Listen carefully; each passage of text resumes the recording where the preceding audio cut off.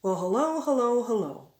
This is segment 3 for speech number 5, the interview. Welcome back, everybody. I hope you all are well. I wanted you to think about a few things in particular now as we ramp things up a little bit. Your toolkit needs to include good eye contact. Remember thinking about looking into the camera. You need to be seated, by the way. And in looking at your personal brand, we're going to talk about stylistic similarity and also not just stylistic similarity, but substantive similarity. Stylistic similarity looks at ways in which you look like your audience. I want you to think in terms of being in front of professional audiences now, not just the students at school or, out of your bedroom to Professor Fisher. I want you to wear business casual attire.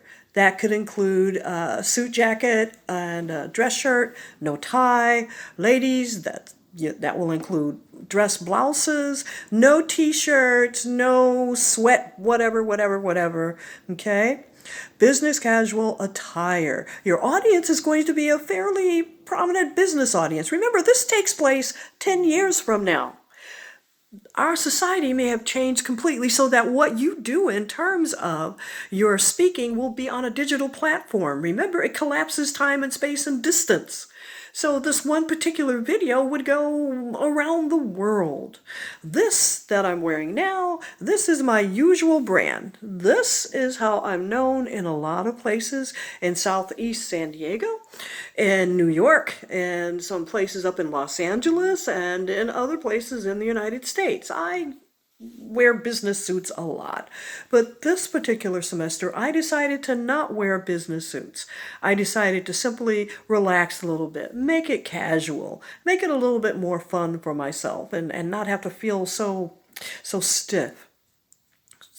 Now, remember, number 1, you're going to work on stylistic similarity. And the language that you use is also part of stylistic similarity. Try to gear it towards professional audience. If it's an audience in music, use music terms. If it's in business, use business terms. If it's in healthcare, which if you've looked at television at all or the internet streaming, there are tons and tons of interviews of people who are able to communicate effectively using terms that they explain for the general audience. You have a lot to think about in terms of encoding. So stylistic similarity, your attire, how you talk, the way in which you smile even. And number 2, substantive similarity. You're going to try to establish resonance with your particular audience with ideas and value systems that are similar to theirs. Are you conservative? Are you liberal? Are you nonconformist? Are you avant-garde? Are you someone who's looking at Afrofuturism? And so you express that also in your stylistic attire. Some of you will blend the two, and you will do it so well and seamlessly that it will be an absolute joy to look at your videos. I'm thinking of one student in particular, and I think he knows who he is, in one of the classes, who had a dress suit and just was attired so wonderfully when he gave his poem In Context speech. And I was so proud of him, and it just overjoyed my heart. And I want to thank you now. I won't give your name, but I do want to thank you now.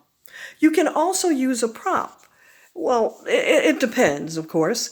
If you know of some particular authors that you want to include and quote, you might have that book next to you. If you're doing your introduction and you've written a book or done a collaboration, then you might use something like this. The question would be, so tell us a little bit about yourself. Hi. Welcome to my podcast. My name is Professor Fisher. I am an Africana Studies professor at San Diego State University.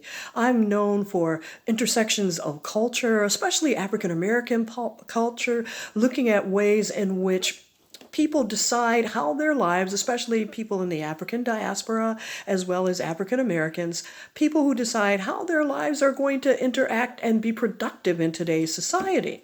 Many of you know me by my book, right? There it is. And of course, readings in African American music history, essays.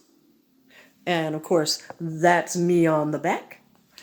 Many of you have bought the book and you've written into the program, and you know that I look at intersections of music and culture.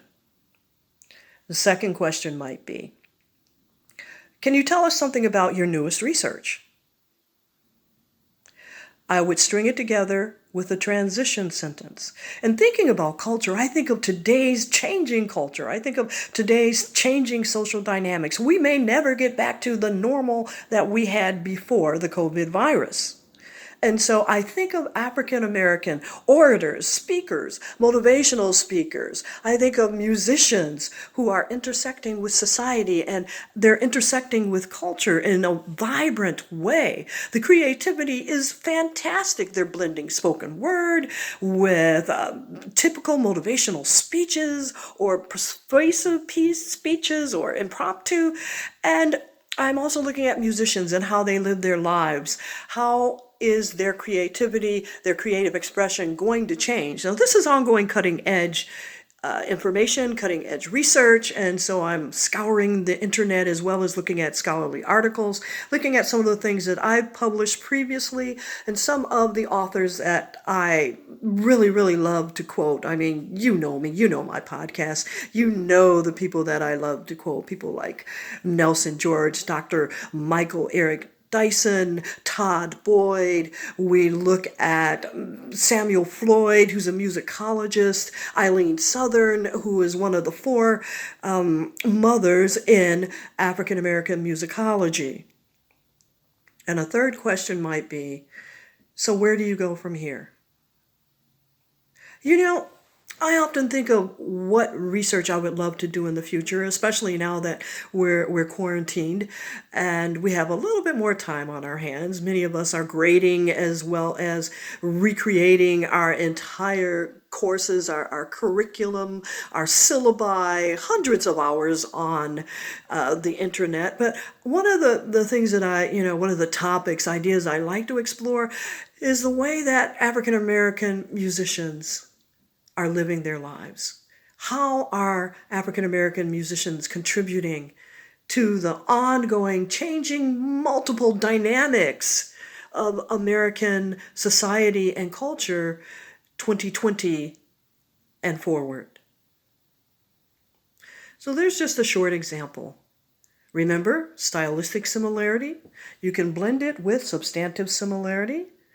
Make sure you're seated. You can be at a kitchen table, table in your bedroom, and your desk. Make sure that everything is not cluttering the background. That's really important.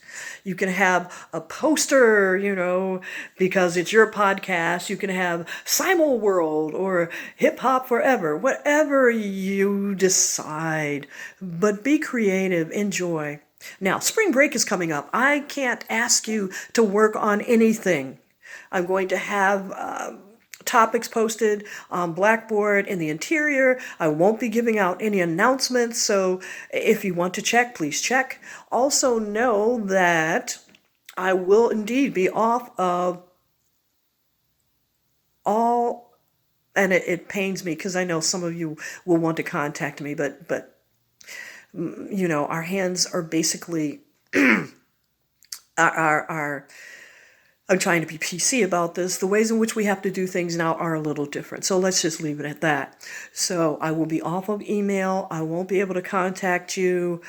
I hope that you and your families will be well. You find joy in who you are and where you are and interacting and being what you are becoming in this particular era, in this particular time, in this dynamic, ever-evolving moment in our historical concept of who we are as a people and as a nation. Remember, what seems to be going around right now as a major theme is we are in this together. We are in this together. Be safe. Have a wonderful break. Review the other videos if you like, or this one if you like, and some of the additional notes on the discussion board, some of the notes that will be on our course documents, and of course in our assignments. Be safe. Be well.